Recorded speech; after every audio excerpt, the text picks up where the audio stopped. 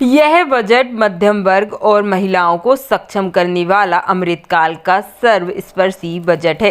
प्रहलाद सिंह पटेल।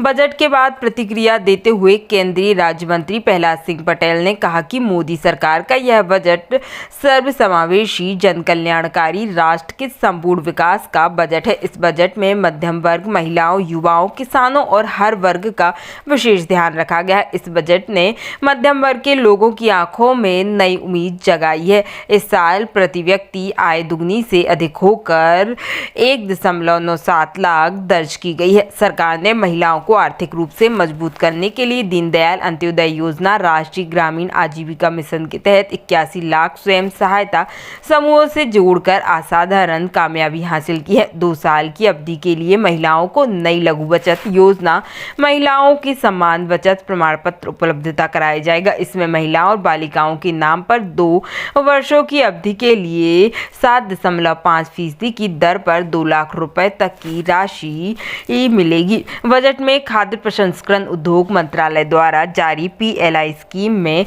करीब 500 करोड़ रुपए का इजाफा किया गया है। यह 1022 करोड़ से बढ़ाकर 1530 करोड़ रुपए किया गया है। बजट में राज्यों को उनके एक जिला एक उत्पाद GI उत्पादों और अन्य हस्तशिल्प उत्पादों के प्रचार बिक्री के लिए अन्य सभी राज्यों के ऐसे उत्पादों के लिए जगह उपलब्ध कराने के लिए राज्यों की राजधानी में यूनिटी मॉल स्थापित करने के लिए प्रोत्साहित करने वाला है। वहीं उन्होंने बताया कि केंद्र सरकार ने रेलवे के लिए कुल 2.4 लाख करोड़ रुपए आवंटित किए हैं। यह 2013-14 बजट से करीब 9 गुना ज़्यादा है।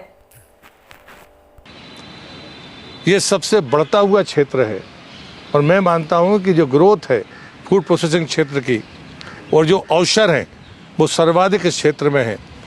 मिलेट्स ईयर घोषित होने के बाद जहाँ हम दूसरे नंबर पर निर्यातक के तौर पर भी हैं और उत्पादन के क्षेत्र में भी हैं, अगर प्रोसेसिंग के इस सिस्टम को हम आगे बढ़ाएंगे तो निश्चित रूप से हम दुनिया के बाज़ार में अपनी महत्वपूर्ण भूमिका अदा कर सकते हैं। और उसके लिए जो चीज़ें ज़रूरी थी वो इस बजट में हैं। एक तो जो जिसको दक्षिण हम सिरियन भी कहते हैं, मोटे अनाज को, उसके लिए जो इंस्टीट्यूट था हैदराबाद में हमारा, उसको नेशनल एक्सीलेंस के रूप में भी उसको अपग्रेड करने की बात हुई है। दूसरी बात थी कि हमने टॉप से टोटल किया था। पहले सिर्फ प्याज, आलू और टमाटर था। हमने कोरोना के बीच में उसको टोटल करके फलों और सब्जियों को जोड़कर उसमें एक समुद्री उत्पाद है झींगा, 21 आइटम्स को जोड़ा था कि हम उसको बढ़ाएं। और इसलिए क्वालिटी के बीज उपलब्ध हो या प्लांटेशन हो, इसको फोकस करके भी लगातार उसमें पैसा बढ़ाया है। और एक बड़ी रकम उसमें दी गई है एग्रीकल्चर के क्षेत्र में कि हम अपनी उन्नत फसलों के अच्छे बीज के लिए और अच्छी पौध के लिए लगातार नर्सरियाँ बढ़ाएं और उसमें रिसर्च के बीच में जाएं ताकि हम प्रोसेसिंग के तरीके को और फास्ट कर सकें। 2023 और 24 के इस बजट प्रस्तुत होने के बाद मैं आप सबका हृदय से स्वागत करता हूं, अभिनंदन करता हूं। मेरी दृष्टि में मैं मानता हूं, मैंने इतने लंबे समय से संसद में जो बजट देखे हैं,